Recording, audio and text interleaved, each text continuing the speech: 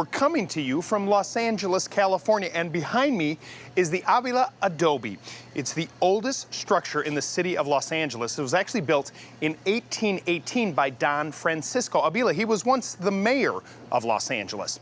Now, this home was damaged in the earthquake of 1971, but it's been since restored. A little bit later on, I'll show you exactly where this home is located. You may be surprised, but we're going to take our cameras inside and show you exactly what the Adobe looks like.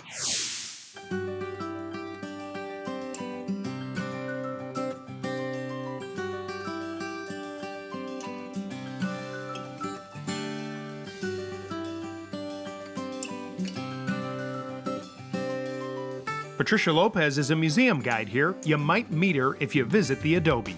Now, Patricia, 200 years ago, this was a country house, right? Right. But now we're in the heart of Los Angeles. Right. I mean, literally, right in the center of town, you've got a market out front and all these, I mean, the train station's right behind this Exactly. place. Too bad we didn't buy real estate back then, right? The house now is very different after the earthquake when it got rebuilt than what it was originally. Can you talk about that? Well, in those days, they would go from room to room, either from the outside patio or the front porch.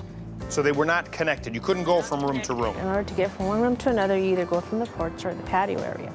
And the patio out here in back was an important part of the home as well, correct? What went on back here? Well, they would entertain doing their cooking on the outside and just relaxing, sort of like a siesta type of atmosphere. You know, it's funny, we builders, we talk about green homes. All we have to do is go back a couple hundred years and walk through an Adobe home. It's like the ultimate green home because it was all local. Now, Adobe is the Spanish word for mud brick. So they'd make these bricks from the ground. They would take mud and straw, 3 to 6 inches thick, a foot wide, 18 inches long, let them dry out in the sun, and then use that to build walls about 3 feet thick, and use mud in between like a mortar or setting material.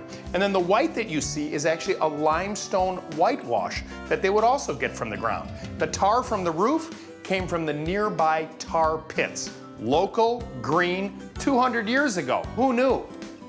Well, you can imagine that life back in the early 1800s was a simple one, and here at the Avila Adobe home, that was true as well.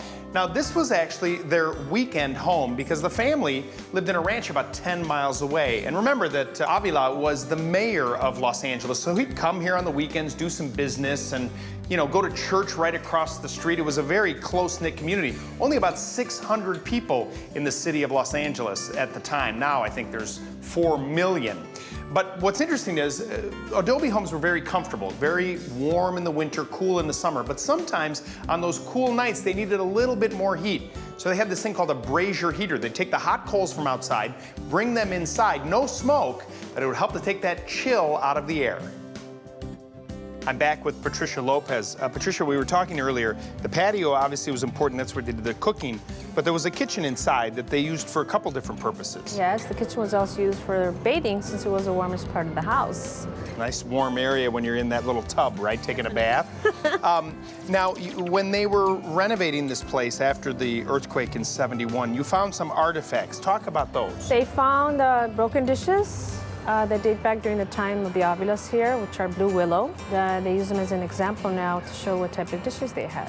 What other things did you find? Well, we have a sewing box that dates back to 1822 from England, and Mr. Avila married Maria Encarnacion Sepulveda. She was 15, he was 48 years old when he married her.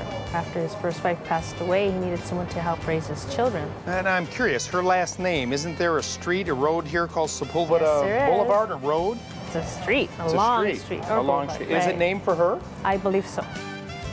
Well, some other cool facts about this Adobe. I know it seems like we're on the History Channel, but I love this stuff. And when the home was first built in 1818, it didn't have any windows. They only had like canvas or rawhide that was over the windows, held in place by sticks or metal frames. But later on, they actually got glass windows from Boston. But remember, California was not part of the United States, and it was really unexplored territory. So they actually were brought here by a ship that went under South America and went back around to deliver the windows, the glass windows that are in place now.